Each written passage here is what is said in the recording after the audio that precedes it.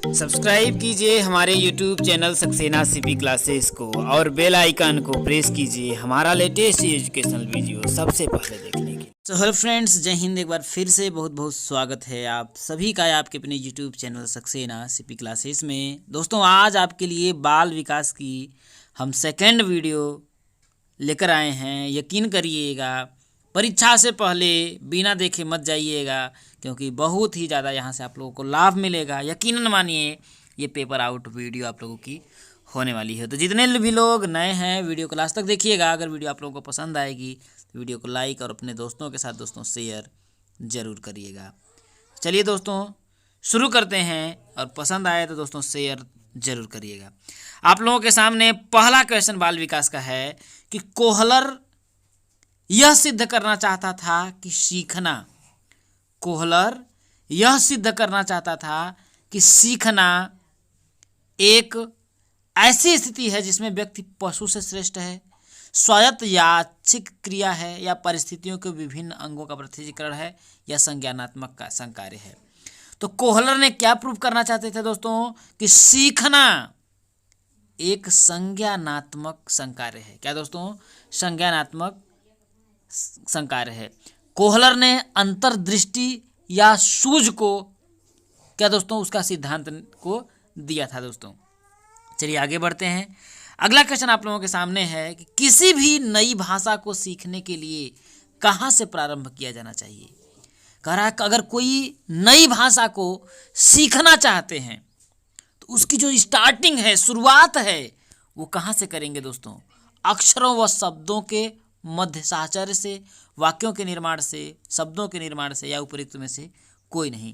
तो दोस्तों कहाँ से शुरुआत करेंगे? देखिए, सबसे पहले अक्षरों व शब्दों के मध्य साहचर्य से। तो आप लोगों का पहला जो है आप लोगों का राइट आंसर हो जाएगा। दोस्तों चलिए आगे बढ़ते हैं। अगला क्वेश्चन आप लोगों के सामने है कि समावेशी कक्षा में किस प्रकार के छात्र शामिल होते हैं? केवल विशिष्ट छात्र, सामान्य और विशिष्ट छात्र, केवल सामान्य, बहुभाषी और प्रतिभाशाली छात्र। तो इसका जो राइट आंसर आपका हो जाएगा दोस्तों कि समावेशी कक्षा में किस प्रकार के छात्र होते हैं, तो वो दोस्तों सामान्य और विशिष्ट दोस्तों दोनों प्रकार के छात्र आप लोगों के होते हैं। अगला क्वेश्चन की ओर बढ़ते हैं दोस्तों। अगला क्वेश्चन आप लोगों के सामने देखिए कि अधोलिखित में गणित संबंधी अधिगम अक्षमता को कौन सा पद परिभाषित करता है? क्या दोस्तों? अधोलिखित में गणित संबंधी अधिगम अक्षमता को कौन सा पद जो है परिभाषित करता है? निरस्ता संबंधी दोष, पठन दोष, गणना दोष, या उपयुक्त में से कोई नहीं। तो दोस्तों गणित संबंधी अधिगम अक्षमता को जो परिभाषित करने वाला चीज है वो दोस्तों गणना दोष है। क्या है दोस्तों? आपका गणना दोष है। आप लोगों का, क्योंकि गणित की बात है तो गणित में तो आप लोगों की गणना ही आएगी, कैलकुलेशन ही आएगा। तो ऑप्शन नंबर जो आप लोगों का सी जो है दोस्तों करेक्ट आंसर हो जाएगा। चलिए दोस्तों आगे बढ़ते हैं। अगला क्वेश्चन आप लोगों के सामने देखिए कि समावेशीकरण की सफलता के लिए आवश्यक है क्षमता निर्माण का अभाव, अभिभावकों की भागीदारी का न होना, अलगाव, संवेदनशीलता। तो समावेशीकरण की सफलता के लिए आवश्यक क्या है दोस्तों? तो आप लोगों का राइट आंसर आपका हो जाएगा संवेदनशीलता। क्या हो जाएगा दोस्तों? संवेदनशीलता इज करेक्ट आंसर। ठीक है दोस्तों, क्योंकि समावेशीकरण की सफलता के लिए संवेदनशीलता का ही दोस्तों अत्यंत आवश्यक है। दोस्तों चलिए आगे बढ़ते हैं। अगला क्वेश्चन दोस्तों आप लोगों के सामने है कि निम्न में से कौन सा संवेग का तत्व नहीं है? किसका दोस्तों? संवेग का तत्व नहीं है। व्यवहारात्मक, दैहिक, संज्ञानात्मक, या संवेदी। तो इसमें से जो दोस्तों राइट जो आपका आंसर होगा दोस्तों संवेदी हो जाएगा। क्या हो जाएगा दोस्तों? राइट जो आप लोगों का करेक्ट आंसर आज हो जाएगा दोस्तों आपका संवेदी हो जाएगा दोस्तों, क्योंकि संवेदी जो होता है दोस्तों वो संवेग का तत्व नहीं होता है। क्योंकि जो संवेग होता है दोस्तों उत्पन्न होने पर प्राणी में दो स्तर पर परिवर्तन दिखाई देता है। अगर संवेग उत्पन्न हो जाए तो प्राणी में दो प्रकार का परिवर्तन दिखाई देता है। पहला दोस्तों शारीरिक स्तर पर और दूसरा मानसिक स्तर पर। क्योंकि शारीरिक स्तर पर कोई भी चीज़ का होता है, जैसे कि अगर बोला जाए जैसे देखिए जल्दी जल्दी वो श्वास लेना, रक्तचाप का बढ़ जाना, आवाज़ में जो होता है परिवर्तन हो जाता है, आदमी बहुत ही हकला करके घबरा करके बोलने जाता है। ठीक है दोस्तों, तो अंग संचालन की गति में परिवर्तन जैसी क्रिया होती हैं। जबकि जो मानसिक स्तर होता है दोस्तों उस पर क्या होता है? विचार प्रक्रिया जो होती है या तो आदमी शिथिल हो जाती है या तो लुप्त प्राय हो जाती है दोस्तों, तो ध्यान रखिएगा। तो इसी तरीके से अगर हम देखें तो संवेदी क्रियाओं पर दोस्तों संवेग का कोई प्रत्यक्ष जो प्रभाव होता है वो नहीं पड़ता है दोस्तों।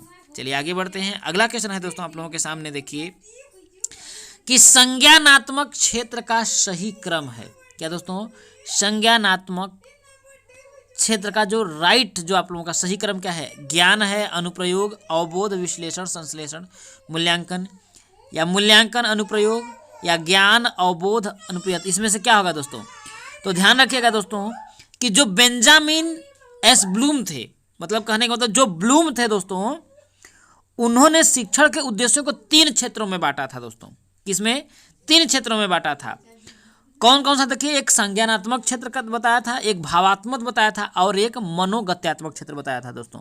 और आप जानते हैं कि ब्लूम ने सन 1956, कब दोस्तों? 1956 मतलब 1956 में संज्ञानात्मक जो क्षेत्र होता है उस उद्देश्य को पुनः 6 भागों में दोस्तों विभाजित किया था, जो ज्ञान था, अवबोध था, अनुप्रयोग था, विश्लेषण था, संश्लेषण था, मूल्यांकन था। तो इस तरीके से अगर हम देखें तो आपका राइट जो आंसर है आपका डी जो दोस्तों आप लोगों का करेक्ट आंसर हो जाएगा।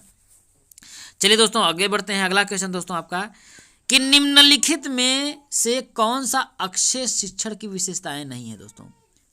इसमें से कौन सा जो है अच्छा जो शिक्षण है उसकी विशेषताएं नहीं है? स्वेच्छाचारी, जनतांत्रिक, सहानुभूतिपूर्ण, वांछनीय सूचनाएं देने वाला। तो इसमें से दोस्तों अक्षय जो शिक्षण है उसकी कौन सी विशेषताएं हैं दोस्तों? तो जो आपका स्वेच्छाचारी हो जाएगा दोस्तों आपका करेक्ट आंसर हो जाएगा। क्या हो जाएगा दोस्तों? स्वेच्छाचारी जो है आपका करेक्ट आंसर हो जाएगा, क्योंकि स्वेच्छाचारिता जो पूर्ण होता है दोस्तों शिक्षण, वातावरण अच्छे शिक्षण की विशेषता नहीं होती दोस्तों, क्योंकि हम अपने स्वेच्छा से पढ़ेंगे तो ये आप लोगों का देखा जाए दोस्तों अच्छे शिक्षण की विशेषता नहीं है दोस्तों। ठीक है, चलिए दोस्तों अगला क्वेश्चन आप लोगों के सामने देखिए कि अभिप्रेरणा का प्रत्याशा सिद्धांत किसके द्वारा दिया गया है? क्या दोस्तों? अभिप्रेरणा का प्रत्याशा जो सिद्धांत है वो किसके द्वारा दिया गया है? तो ध्यान रखिएगा दोस्तों, इसका विक्टर ब्रूम ने दिया है। किसने दिया दोस्तों? विक्टर ब्रूम ने दिया दोस्तों। तो और ये कब दोस्तों? 1964 में। क्या दोस्तों? विक्टर ब्रूम में कब दोस्तों? 1964 में। 1964 में दोस्तों प्रत्याशा जो सिद्धांत है उसका आप दोस्तों यह प्रतिपादन किया था दोस्तों। इस बात का आप लोग ध्यान रखिएगा। चलिए आगे बढ़ते हैं। अगला क्वेश्चन है दोस्तों अग्रिम व्यवस्थापक प्रतिमान किस परिवार से संबंधित है? क्या दोस्तों? अग्रिम व्यवस्थापक प्रतिमान जो है किस परिवार से संबंधित है? वैयक्तिक, सामाजिक अंतःक्रिया, सूचना प्रक्रियाकरण, व्यवहार परिमार्जन। तो इसमें से दोस्तों आप लोगों का कौन सा हो जाएगा? सी हो जाएगा। क्या हो जाएगा दोस्तों? सी आपका करेक्ट आंसर हो जाएगा। देखिए सूचना प्रक्रियाकरण दोस्तों, ध्यान रखिएगा। बढ़ते हैं अगले क्वेश्चन की ओर। अगला क्वेश्चन दोस्तों आप लोगों के सामने देखिए कि कौशलों के स्थानांतरण के लिए कौन सा उपयोगी है? क्या दोस्तों? कौशलों के स्थानांतरण के लिए कौन सा उपयोगी है? कौशल अंतरण एक गति है न कि उद्देश्य, रेखीय अभिक्रम, शाखीय अभिक्रम, तैयारी और अर्जन।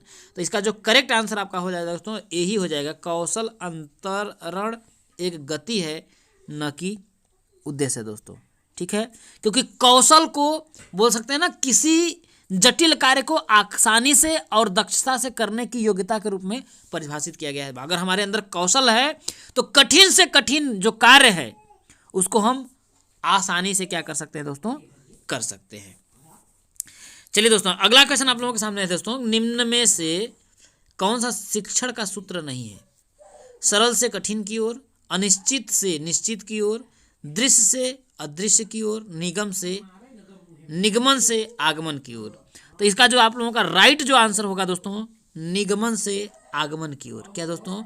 निगमन से आगमन की ओर दोस्तों यह शिक्षण का सूत्र नहीं है दोस्तों, क्योंकि आप जानते हैं देखिए कि हर्बर्ट स्पेंसर, क्या दोस्तों? हर्बर्ट स्पेंसर और कॉमेनियस ने शिक्षण सूत्रों का जो उल्लेख किया था वो था, देखिए, सरल से कठिन की ओर था, ज्ञात से अज्ञात की ओर था, स्थूल से सूक्ष्म की ओर था, पूर्ण से अंश की ओर था, अनिश्चित से निश्चित की ओर था, दृश्य से अदृश्य की ओर था, विशिष्ट से सामान्य की ओर था, विश्लेषण से संश्लेषण की ओर था, मनोवैज्ञानिक क्रम से तर्क संगत की ओर था, अनुभव से युक्त की ओर था, प्रकृति का अनुसरण था दोस्तों। तो ये शिक्षण सूत्र का था। बढ़ते हैं अगले क्वेश्चन की ओर। अगला क्वेश्चन है दोस्तों कि सूक्ष्म शिक्षण चक्र का प्रथम पाद होता है। क्या दोस्तों?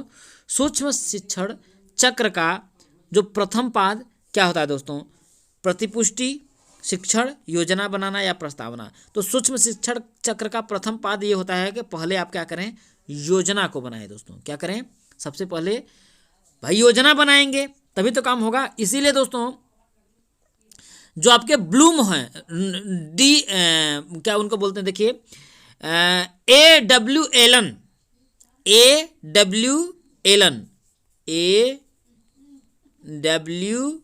एलन जो थे, इनको दोस्तों आप लोगों का सूक्ष्म शिक्षण का जन्मदाता माना जाता है दोस्तों। ध्यान रखिएगा, सूक्ष्म शिक्षण का अगर जन्मदाता पूछ देता है कौन, किसको माना जाता है, तो AW एलन को माना जाता है। चलिए आगे बढ़ते हैं। अगला क्वेश्चन है दोस्तों, निम्न में से कौन सा अवबोध स्तर के शिक्षण शामिल है? क्या दोस्तों? निम्न में से कौन सा अवबोध स्तर के शिक्षण शामिल है? पृथक्करण, अनुप्रयोग, तुलना, अन्वेषण। तो इसमें से जो आप लोगों का राइट आंसर है दोस्तों, आपका क्या हो जाएगा? अन्वेषण। क्या हो जाएगा दोस्तों? अन्वेषण दोस्तों अवबोध स्तर के शिक्षण है दोस्तों। ठीक है, क्योंकि बोध स्तर शिक्षण व्यवस्था को बोल सकते हैं कि अन्वेषण, प्रस्तुतिकरण, आत्मीकरण या परिपाक, वर्णन या अभिव्यक्तिकरण के रूप में दोस्तों विभाजित किया गया है। आगे बढ़ते हैं। अगला क्वेश्चन आप लोगों के सामने देखिए कि शैक्षिक सुधारों में प्रभावी विकेंद्रीकरण तभी संभव होगा जब खंड व संकुल संदर्भ केंद्रों की भागीदारी बढ़े, स्थानीय संदर्भ व्यक्ति उपलब्ध हो, अध्यापकों के पास संसाधन और प्रासंगिक सामग्री भी मौजूद हो। तो इसमें से आप लोगों का राइट क्या होगा दोस्तों? तो ये आपका तीनों बात सही है, तो ABC आप लोगों का तीनों क्या हो जाएगा दोस्तों? राइट आंसर हो जाएगा, D वाला। बढ़ते हैं अगले क्वेश्चन की ओर। अगला क्वेश्चन है दोस्तों, एक छात्र पढ़ रहा है, उसका नाम लेकर किसी ने बुलाया, निम्न में से किस संवेदना द्वारा वह अपनी अनुक्रिया प्रकट करेगा? दृष्टि संवेदना, स्पर्श संवेदना, ध्वनि संवेदना, प्रत्यक्षणा संवेदना। तो कौन सी संवेदना हो जाएगा दोस्तों? अगर वो बुला रहा है नाम लेकर के, तो अपनी अनुक्रिया क्या करेगा? बोल करके ही। इसका मतलब कि ध्वनि संवेदना के माध्यम से ही वो आपका क्या करेगा दोस्तों? प्रकट करेगा। ठीक है,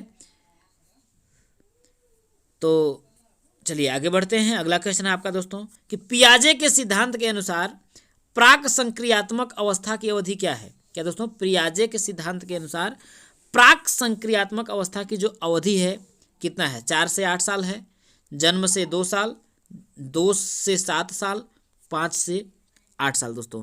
तो पियाजे के अनुसार जो दोस्तों बालक का जो संज्ञानात्मक विकास है दोस्तों, उसकी जो अवधि है दोस्तों 2 से 7 साल है। कितना है दोस्तों? 2 से 7 साल है। तो आप लोगों का जो राइट आंसर हो जाएगा दोस्तों, क्या हो जाएगा दोस्तों?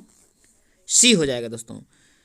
ठीक है, क्योंकि संवेगात्मक गामक जो अवस्था होती है, पियाजे ने जन्म से 2 वर्ष बताया था, और प्राक संक्रियात्मक जो अवस्था होती है उसको 2 से 7 वर्ष बताया था, और मूर्त संक्रियात्मक जो होती थी है अवस्था उसको 7 से 11 वर्ष बताया था, और औपचारिक संक्रियात्मक अवस्था 11 से 15 वर्ष तक दोस्तों बताया था दोस्तों। ठीक है, चलिए आगे बढ़ते हैं। वीडियो अच्छा लग रहा होगा दोस्तों तो लाइक और शेयर दोस्तों जरूर करिएगा। चलिए आगे बढ़ते हैं। अगला क्वेश्चन दोस्तों, निम्न में से कौन सी बाद की बाल्यावस्था के बौद्धिक विकास की विशेषताएं नहीं है? क्या दोस्तों? निम्न में से कौन सी बाद की बाल्यावस्था के बौद्धिक विकास की विशेषताएं नहीं है? भविष्य की योजना की सूझबूझ, विज्ञान की काल्पनिक कथाओं में अधिक रुचि, बढ़ती हुई तार्किक शक्ति, काल्पनिक भयों का अंत। तो इसमें से दोस्तों आपका कौन सा दोस्तों बाल्यावस्था के बौद्धिक विकास की विशेषताएं नहीं है दोस्तों? तो क्या होगा दोस्तों? भविष्य की योजना की सूझबूझ। अगर कोई बौद्धिक विकास की जो विशेषता है बाल्यावस्था में, तो कोई भी दोस्तों बच्चा भविष्य की योजना के लिए सूझबूझ नहीं है दोस्तों। इस बात को ध्यान रखिएगा, क्योंकि भविष्य की योजना की जो सूझबूझ है दोस्तों बाल्यावस्था की बाद की अवस्था, मतलब कि कहने का मतलब जब किशोरावस्था आती है दोस्तों, उसकी बौद्धिक विशेषताएं दोस्तों हैं, ठीक है, नहीं है दोस्तों। क्योंकि जब किशोरावस्था आती है ना, तभी बालक अपनी भविष्य की जो चीजें होती है उसके लिए क्या होता है, चिंतित रहता है। इसी वजह से उसको बोलते हैं ना तनाव और तूफान की अवस्था, बोला था स्टेनहाली ने, इसीलिए दोस्तों ध्यान रखिएगा। चलिए आगे बढ़ते हैं। अगला क्वेश्चन आप लोगों के सामने देखिए कि इनमें से कौन मनोवैज्ञानिक भाषा विकास से संबंध है। क्या दोस्तों, इनमें से कौन मनोवैज्ञानिक भाषा विकास से संबंध है। पावलोव, मतलब पावलोव, विने, चॉम्स्की, मास्लो। तो कौन था दोस्तों, चॉम्स्की जो दोस्तों भाषा विकास से संबंधित है दोस्तों। क्या दोस्तों, कि चॉम्स्की जो है भाषा विकास से संबंधित है। तो दोस्तों आपका राइट आंसर क्या हो जाएगा, सी हो जाएगा, ठीक है।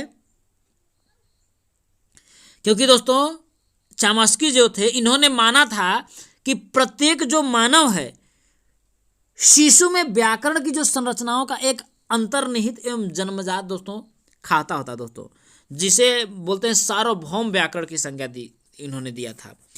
अगला क्वेश्चन है दोस्तों, गिरोह अवस्था किस आयु वर्ग एवं विलंब विकास से संबंधित है दोस्तों। गिरोह की अवस्था दोस्तों कौन सी होती है, देखिए 3 से 6 वर्ष, 8 से 10, 16 से 19 या 16 से 19 एवं नैतिकता वर्ष एवं संज्ञानात्मक।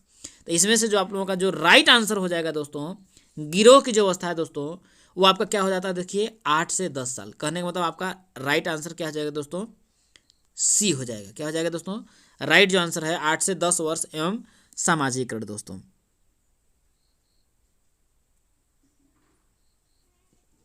क्योंकि 8 से जो 10 वर्ष में जो दोस्तों बालक अपने समूह का क्या दोस्तों सक्रिय रूप से चयन करने का क्या होता है, सदस्य हो जाता है दोस्तों, ठीक है। और इसी तरीके से वो किशोरावस्था में पहुंच जाता है। अगला क्वेश्चन दोस्तों, पियाजे के अनुसार संज्ञानात्मक विकास की तृतीय अवस्था निम्न में से कौन सा है। क्या दोस्तों, पियाजे के अनुसार संज्ञानात्मक जो विकास है उसकी जो तृतीय अवस्था है निम्न में से कौन सी है दोस्तों। औपचारिक संक्रियावस्था, पूर्व संक्रियावस्था, मूर्त संक्रियावस्था या संवेदनात्मक गामक अवस्था।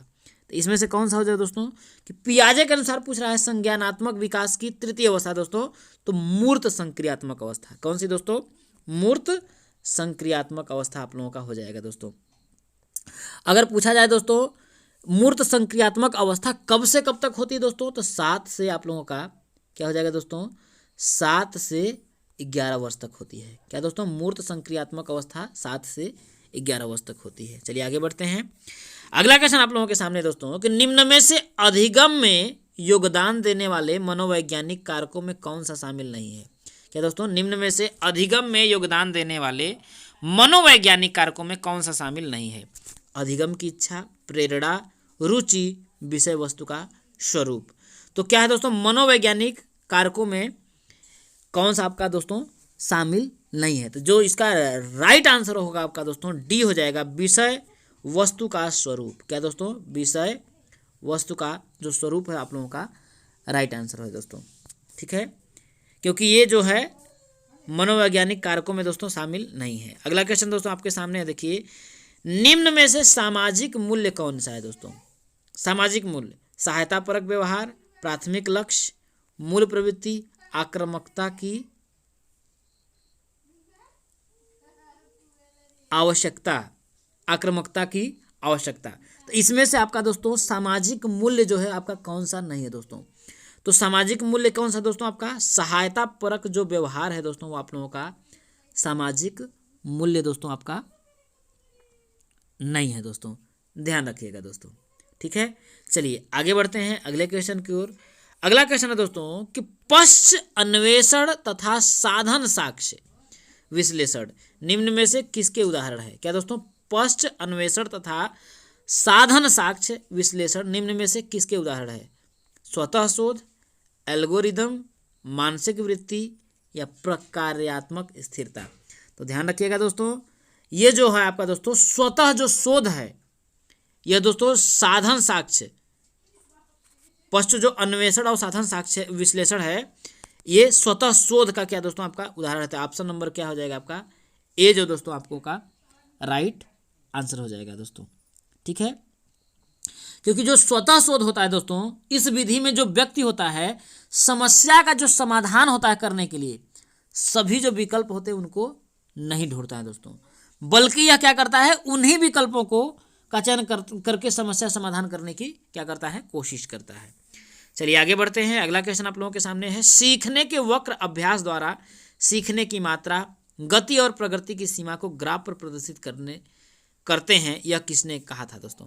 क्या दोस्तों, सीखने के वक्र अभ्यास द्वारा सीखने की मात्रा, गति और प्रगति की सीमा को ग्राफ पर प्रदर्शित करते हैं, यह किसने कहा था। तो यह जो बात है दोस्तों, क्योंकि देखिए गति और ये गेट्स और अन्य ने कहा था दोस्तों, ये बात जो कहा था, देखिए कि ये पहले वाले जब मैंने पेपर कराया था तो इसमें मैंने आपको बताया था कि गेट्स और अन्य ने इस बात को बोला था दोस्तों। ठीक है, तो इसमें से देखिए न स्किनर दिया है, न रॉस दिया है, न एबिंगहॉस दिया है, न एम.एल. बिग्गी दिया है। तो ये देखा जाए तो आपका आंसर जो इसका गलत है, क्योंकि सीखने के वक्र अभ्यास द्वारा सीखने की मात्रा और गति और प्रगति की सीमा को ग्राफ पर प्रदर्शित करते हैं, यह गेट्स और अन्य का कथन है दोस्तों। किसका, गेट्स व अन्य दोस्तों। तो इसमें से आपका एक भी आंसर दोस्तों आपका सही नहीं होगा दोस्तों, ध्यान रखिएगा। चलिए आगे बढ़ते हैं। अगला क्वेश्चन है दोस्तों कि निम्न में से कौन सा थार्नडाइक के अधिगम के प्राथमिक नियमों में शामिल नहीं है। क्या दोस्तों, थार्नडाइक के अधिगम के प्राथमिक नियमों में शामिल नहीं है। साहचर्यात्मकता स्थानांतरण का नियम, तो पहला वाला ही दोस्तों आप लोगों का क्या हो जाएगा, राइट आंसर हो जाएगा।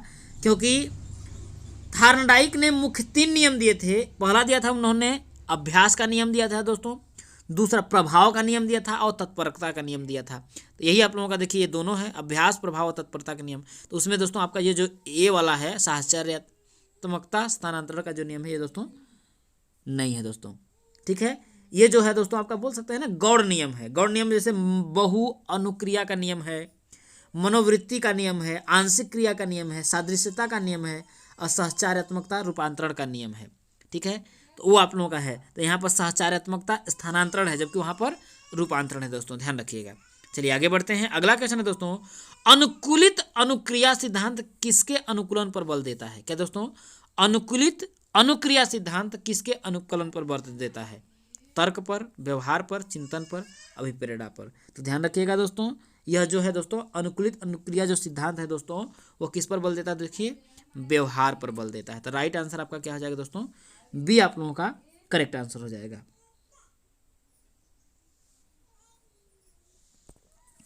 चलिए आगे बढ़ते हैं। अगला क्वेश्चन है दोस्तों आपका, क्रिया प्रसूत अनुबंधन का दूसरा नाम।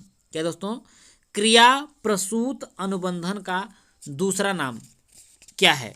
समीपस्थ अनुबंधन है, या नैमित्तिक अनुबंधन है, या प्राचीन अनुबंधन है, या चिन्ह अनुबंधन है दोस्तों। तो ध्यान रखिएगा, क्रिया प्रसूत अनुबंधन का जो दूसरा नाम है दोस्तों आपका क्या है, नैमित्तिक अनुबंधन है। क्या दोस्तों, नैमित्तिक अनुबंधन है दोस्तों। ठीक है, चलिए आज की वीडियो का लास्ट और आखिरी क्वेश्चन आप लोगों के सामने दोस्तों, आंसर करिएगा कि निम्न में से कौन सी अधिगम की एक विशेषताएं नहीं है। क्या दोस्तों, अधिगम की इसमें से कौन सी विशेषताएं नहीं है। अधिगम का अवलोकन प्रत्यक्ष रूप से किया जा सकता है। अधिगम व्यवहार में अपेक्षाकृत स्थायी परिवर्तन है। अधिगम प्राणी की अभिवृद्धि है। अधिगम एक लक्ष्योन्मुख प्रक्रिया है। तो इसमें से जो आप लोगों का राइट आंसर जो दोस्तों आपका ए हो जाएगा कि अधिगम की एक विशेषता नहीं दोस्तों, अधिगम का अवलोकन प्रत्यक्ष रूप से किया जा सकता है। ये आप लोगों का जो विशेषता दोस्तों नहीं है, क्योंकि योकम और सिम्पसन के अनुसार उन्होंने सीखने के सामान्य विशेषताएं बताई थी। पहला बताया था दोस्तों कि अधिगम अभिवृद्धि है, अधिगम का समायोजन, अधिगम लक्ष्योन्मुखी प्रक्रिया, अधिगम विवेकपूर्ण व सृजनशील है, अधिगम क्रियाशील है। तो इन चीज़ों के बारे में बताया था। तो वीडियो अच्छा लगा हो दोस्तों तो वीडियो को लाइक और एक लोगों तक शेयर जरूर करिएगा। और टेलीग्राम चैनल को नहीं ज्वाइन किया है तो डिस्क्रिप्शन में आप लोगों को लिंक मिल जाएगा, उसे ज्वाइन दोस्तों जरूर कर लीजिएगा, जिससे कि आगे जो आपकी वीडियो आएगी उसको आप अच्छे तरीके से दोस्तों अटेंड कर सकें। तो सभी लोग अपना प्यार और दुलार बनाए रखिएगा। चैनल पे नए होइएगा दोस्तों तो हर बार की तरह सब्सक्राइब जरूर करिएगा। आज की वीडियो में इतना ही दोस्तों, जय हिंद।